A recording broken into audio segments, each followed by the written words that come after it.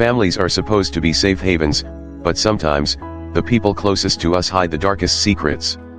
This is the story of Sarah, her stepdaughter Emily, and the truth that turned their lives upside down. Sarah never expected to fall for Michael.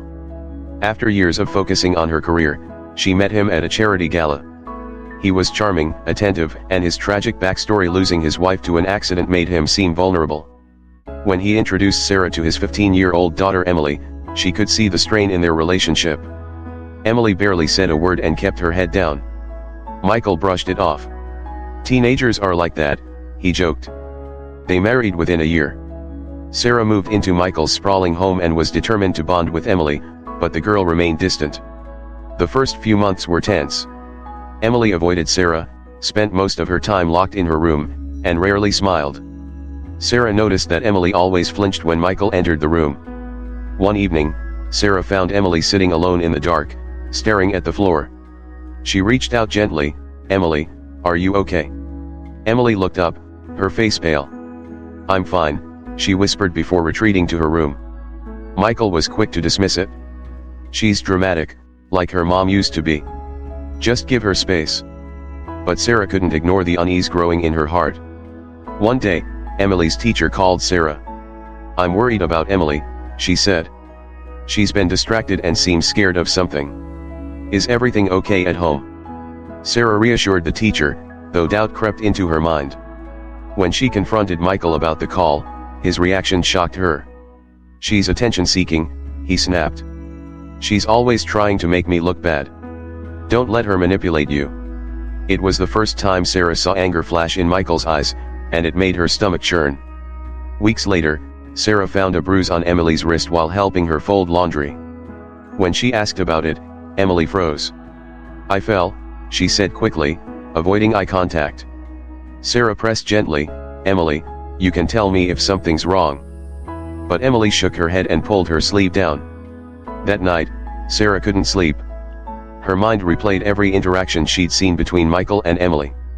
The way he barked orders at her, how she seemed to shrink in his presence. Was it possible he was hurting her? The truth unraveled on a stormy night. Sarah was awoken by shouting from Emily's room. She rushed in to find Michael gripping Emily's arm, his face twisted in rage. "I told you not to disobey me," he yelled. Emily was trembling, tears streaming down her face. "Let her go," Sarah screamed, stepping between them. Michael released Emily but turned on Sarah. "Stay out of this," he growled. "You don't know what it takes to raise a child." Emily clung to Sarah, sobbing uncontrollably. That night, Sarah stayed with her, gently coaxing the truth out of her. Through broken words, Emily revealed years of abuse. Michael's punishments ranged from harsh words to physical harm. He controlled every aspect of her life, blaming her for everything that went wrong. "He says it's my fault Mom died," Emily confessed, her voice trembling. Sarah's heart broke. Sarah knew she had to act, but Michael was manipulative and intimidating. She confided in her friend Lisa, a social worker, who urged her to document everything and seek help. Sarah began secretly recording Michael's outbursts and taking photos of Emily's bruises. She also encouraged Emily to confide in her school counselor, who became another ally in their fight for justice. One afternoon, Sarah returned home early to find Michael yelling at Emily in the kitchen. He accused her of stealing money from his wallet and threatened to teach her a lesson. Sarah intervened, her voice shaking with rage. "You're not laying a hand on her." Michael turned on her, his face contorted with anger. "She's mine to discipline.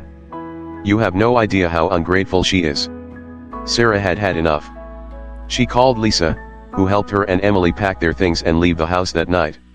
While staying with Lisa, Sarah received a surprising message from Michael's estranged brother, David. He had heard about the situation and wanted to help. David revealed that Michael had been abusive even as a child. "He always needed control," David said. "I left the family because I couldn't stand his temper." David's testimony, along with Sarah's evidence and Emily's brave statement, built a strong case against Michael. Michael was arrested and faced charges of child abuse. In court, his lawyer tried to paint Sarah as a bitter wife and Emily as a rebellious teen. But Emily's testimony was powerful. She recounted years of fear, pain, and isolation with a strength that left the courtroom in silence. David's account of Michael's past sealed his fate. Michael was convicted and sentenced to prison. For the first time in years, Emily felt safe. She started therapy, joined her school's art club, and even began smiling again. Sarah, too, found a new sense of purpose. Her bond with Emily grew stronger, built on trust and love. One day, Emily gave Sarah a handmade card that simply said, "Thank you for saving me." Tears filled Sarah's eyes as she hugged her stepdaughter tightly. "You saved yourself, Emily. I was just here to help." This story is a testament to the strength it takes to stand up against abuse and the power of unconditional love. For Sarah and Emily, the journey wasn't easy, but it led them to a place of hope and healing, a new beginning.